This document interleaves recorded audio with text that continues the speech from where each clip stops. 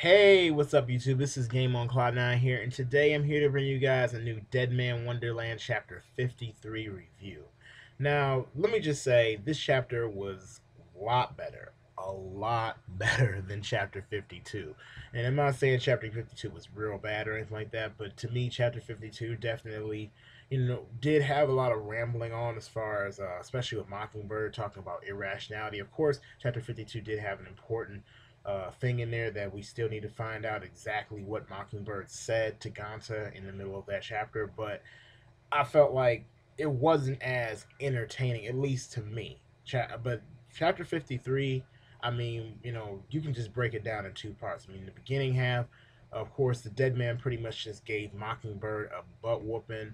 You even have Hummingbird's brother actually come in there, have this worm eater sword, and is actually swinging it. Of course, messing up Mockingbird's branch of sand. Because that's of course what the worm eater weapons actually do.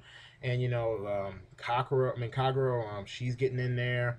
We have like pretty much. I mean, Mockingbird, he was set on fire. Spikes were protruding through his body. So he definitely got the butt whooping of his life, which I mean he's been getting that in a sense the past couple chapters, or he's been getting messed up the past few chapters, but I mean, pretty much now he's finished. I mean, Gonta put in the last blow pretty much in the middle of the chapter. We see him walk up to Mockingbird. Mockingbird still just completely stunned, and he's talking about he just wanted to know what love is. He just wanted to be able to figure out and be able to dissect what love is, which is kind of strange for Mockingbird, seeing as how he doesn't really seem, or I should say Higure specifically, he doesn't really seem like he cares about human life that much, or he doesn't, so if he doesn't really care about human life or life period, then you wouldn't think that he really would care about anything dealing with love. I mean, you see easily he just killed the real Mockingbird's sister in the middle of the chapter, which actually surprised me. I mean, he just like stabbed her through the head, and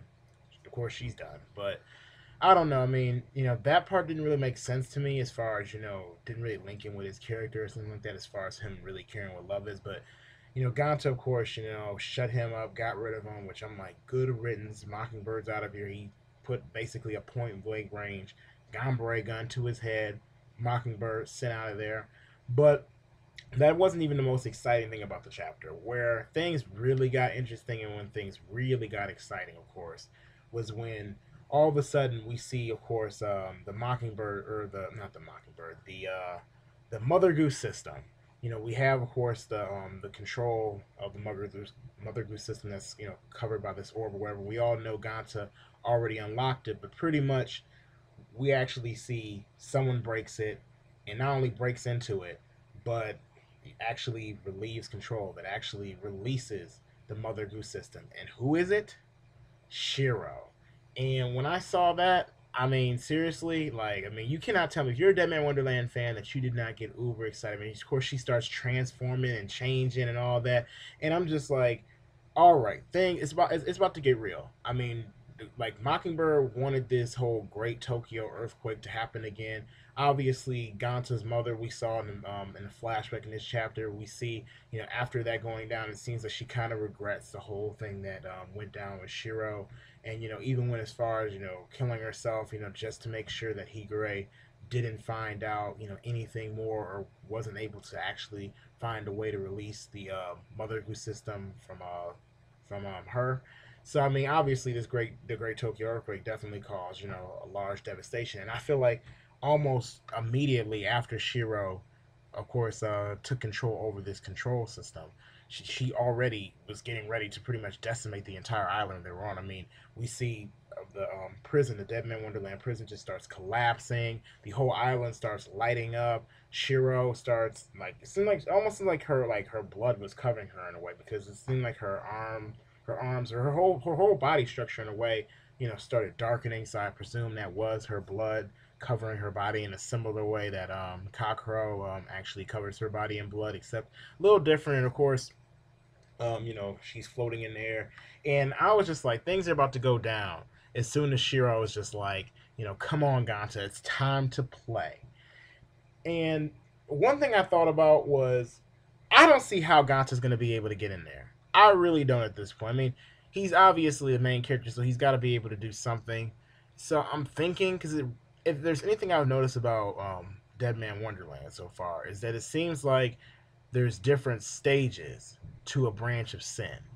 And and the reason why I'm saying that is because Senji and Ganta, it seems like they've reached like a different stage where the markings kind of cover their body a little bit more. They're a little bit darker in a sense, and their attacks, of course, are abnormally strong for in comparison to other people who have branches of sin.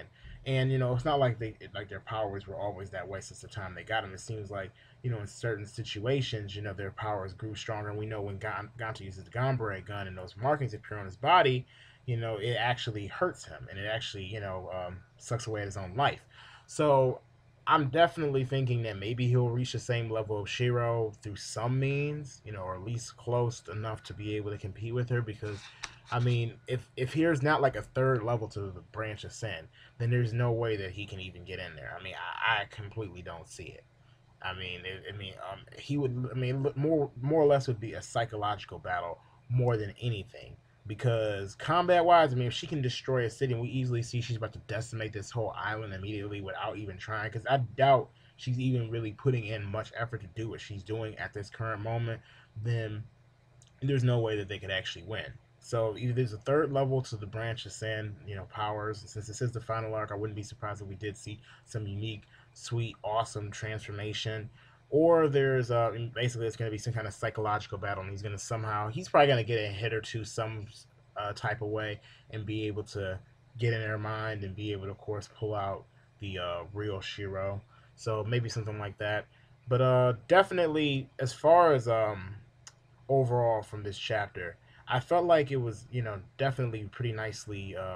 The pacing was pretty nice, and I felt as though the artwork definitely was consistent because I'm really big on artwork being really nice, and I felt like the artwork was done well. But most Deadman Wonderland chapters, the artwork is really nice, and I mean it makes sense because the manga does only produce a chapter a month, so I'm pretty sure they get plenty of time to be able to work on it. Unlike when you look at like weekly chapters of some of the big three chapters, most times chapters will look nice, but then you have some weeks where the artwork will be a little bit off depending on the series. But that's pretty much it. Also, I have to say on this week's Deadman or this month's Deadman Wonderland chapter. I don't have a special rating system as far as for Deadman Wonderland, so I'm just gonna go ahead and go with a typical like 5 out of 5 rating that people usually give on it, and that's actually what I'm gonna give this chapter with is a 5 out of 5. I think the chapter overall had great artwork, the pacing was done well, and the cliffhanger definitely did get us wanting for more. So that's pretty much it, guys. Don't forget to rate this video. So if you actually did like this video, don't forget to throw a thumbs up on the the rating bar, and don't forget to go ahead and subscribe to my channel if you do enjoy my content and you would like to see more of it. Thank you for watching my channel, and I'll see you later.